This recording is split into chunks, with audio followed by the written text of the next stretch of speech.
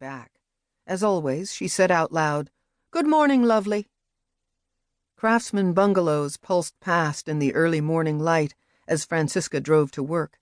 She pulled into a mammoth one-stop shopping center, inconceivable back home, compared to her town's one-room general store. Inside cavernous Fred Meyer's, the ambient hum of the ventilation absorbed voices, rattling carts, announcements of spills in aisle 9.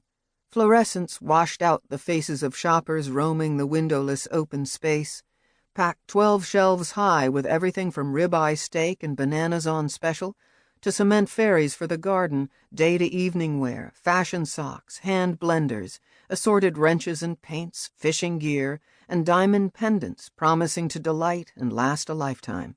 Everything you need, all in one stop. You'll find it at Fred Meyer's.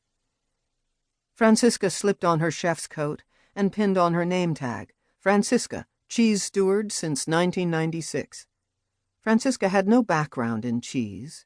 There were no sample trays of brie and gruyere, no sharp cheddar finger sandwiches served with iced tea on the old wooden porch of her childhood castle, as the family called it, overlooking their coffee plantation in that far northeastern pocket of Congo.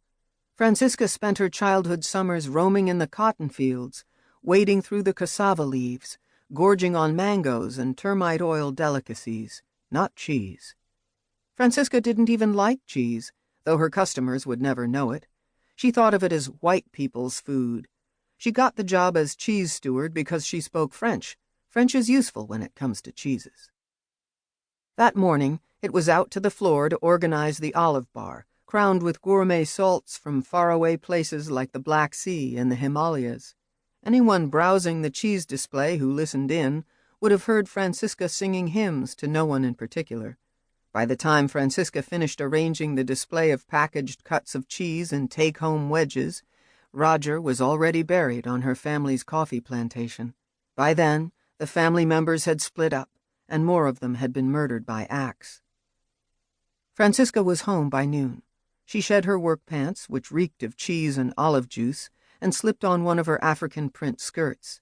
In her living room, surrounded by remnants of home, many-hued dark wood trim blending with ubiquitous African figurines and safari-themed wallpaper, Francisca turned on African music, nice and loud, and danced Congolese style, heavy on the hip thrusts and booty wagging.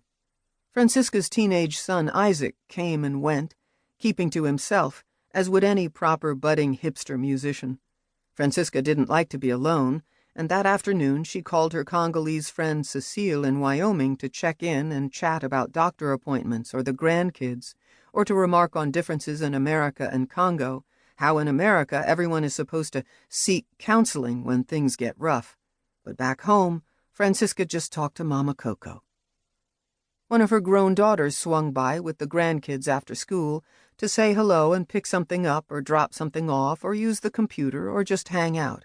Eventually, Francisca got to cooking dinner, very soft beans in the stew and extra peanut butter in the cassava leaves like Mama Koko always did, served with rice, brown rice for Kevin, white for her and the rest of the family. Then it was early to bed, preparing for another day of putting on the pants. As Francisca drifted to sleep that night, she couldn't imagine on the other side of the world Mama Koko lying on an abandoned stretch of road, collapsed from exhaustion, surrounded by wailing grandbabies. For Francisca, it was a day like any other. The call came the next day. It was her friend Cecile, a fellow Congolese-American transplant from Oriental province. Cecile told Francisca that Gunmen, the Lord's Resistance Army, LRA, led by Joseph Kony, had launched massive attacks the previous day in Oriental province, home to both Dungu, the town where Mama Koko and dozens of Francisca's family members lived, and the village of Duru 50-some miles north, where Francisca's father had built the family coffee plantation. Francisca knew of neighboring Uganda's cult militia leader Joseph Kony and his LRA, notorious for abducting more than 20,000 children and displacing more than 2 million people in northern Uganda. Kony had formed the LRA in the late 1980s, proclaiming himself a prophet and spirit medium and aiming to base his rule of Uganda on the Bible's 10 Commandments.